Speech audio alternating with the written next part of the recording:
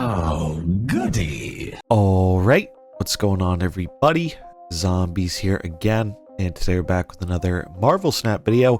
So just have a little bit of a news update here. We have some April cards that got buffed, and maybe more importantly for those who like to plan, a bunch of the April bundles got data mined. And well, we haven't had this many bundles data mined all at once in quite some time, so is this a return to things being data mineable? Hard to say for sure. It seems we know this because there was a bit of a pseudo OTA update where some things changed over the air, so that's how we're taking a look at this. And big shout out to SnapFan for getting this information. So for April, 4 of the releasing cards actually all received a 1 power bump. This includes the Season Pass card, Baron Zemo, Red Hulk, US Agent, and Valentina. So yeah, all these cards got an extra point of power, and I think that's fairly meaningful for quite a lot of them, particularly the 2-drops. The difference between a 2-2 and a 2-3 is pretty big. 2-3 is pretty much as premium as it gets.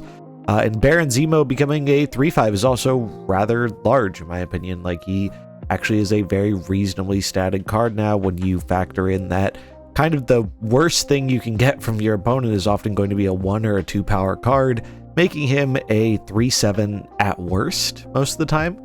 So seems like a fairly playable card when you think about the fact that a lot of players are playing things like Gladiator just because you have a chance to get a 3-8 without a downside, even when sometimes the downside can really screw you over. Not too much else to say about this. I imagine they felt these cards were looking a little too weak in comparison to some of the stuff going around right now.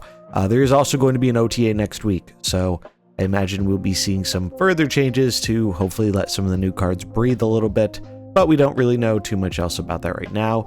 Those are the card buffs. Let's take a look at the bundles. Starting off, we have the Plus Ultra Anthem. This one's going from April 9th to the 14th, coming in at $15, and you're going to very quickly notice the vast majority of these are cash bundles, to the surprise of probably no one. There is one gold bundle we will take a look at the end, which seems okay, particularly for those of us who are wanting some tokens. But it looks like Second Enter is continuing the trend of majority cash bundles. This one comes with a Dazzler variant, 2,000 credits, 500 gold, and 155 Dazzler boosters. Then we have the Hidden Galaxy Village. This comes with the anime variants for Gamora and Star-Lord, as well as 1,000 credits, 2,500 gold, and some respective boosters, as well as the Guardians of the Galaxy title. This one's coming in at $25 and running from the 8th through the 15th of April. Then we have Shock and Awe going from the 4th to the 8th. It contains the Thunderbolts variants for Hawkeye and Luke Cage, coming in at $25 with 1,500 credits, 2,000 gold, and their respective boosters. The month-long bundle is going to be Sinister Surge, going from the 3rd of April to the 7th of May. This one's coming in at $15, containing the Thunderbolts Dr. Octopus, new title, 1,000 credits, and 1,200 gold. Then we have the Artist Showcase for the month in Hyuk Lee.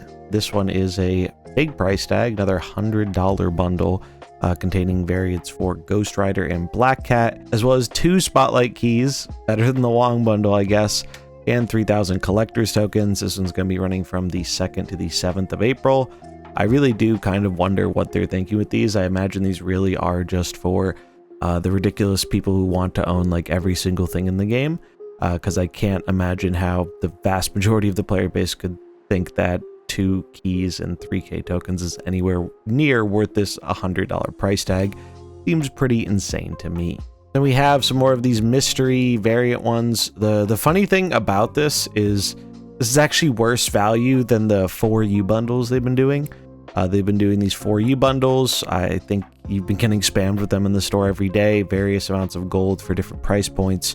But they're typically 1,200 gold per $10 in a premium mystery variant, so I don't know who would really buy something like this when there are better ones on offer. We have a credit one here. I think that's somewhat similar. I think the random 4U ones are better than this. And there's the March ticket bundle for some Infinity Conquest tickets. These are always really bad. Would advise ignoring them. And last but not least, we have the gold bundle of the month, and that is the Edge of Evil, containing a Elektra variant, 2k collector's tokens, and 500 credits from the 11th to the 16th of April. So yeah, honestly, as someone who used to spend quite a bit of money on this game, I think it's almost impressive how bad they've been with recent bundles. Like, I was no stranger to buying a decent amount of bundles and things on this game. But I feel like they've gotten a lot worse over time, and they've devalued their gold currency in a lot of ways because of the lack of gold bundles and the value on gold bundles being less. So I really have become kind of mostly a pass-only player at this point. And I don't think I'm going to be going back if these trends continue, because it just doesn't feel like most of the things that they are offering in the game are really worth the money. I think out of all the ones listed here, the Dr. Octopus and the Dazzler ones look probably the best to me. I have a hard time justifying any bundle really over the $15 price point at this point, because I just don't find a lot of value in the currency that's included. And it often feels worse than what we got in the past, which is pretty big feels bad. But yeah, just wanted to get the news out there about the bundles, about the card changes. I'll leave a link in the description below if you want to check it out. Definitely suggest supporting SnapFan. Great job getting out this information. Really appreciate it. Very useful for helping people plan out their spending for the month. That's going to wrap it up for this one. Let me know what you think in the comments below. And if you enjoyed it, remember to like and subscribe, and I'll catch you in the next one. Peace.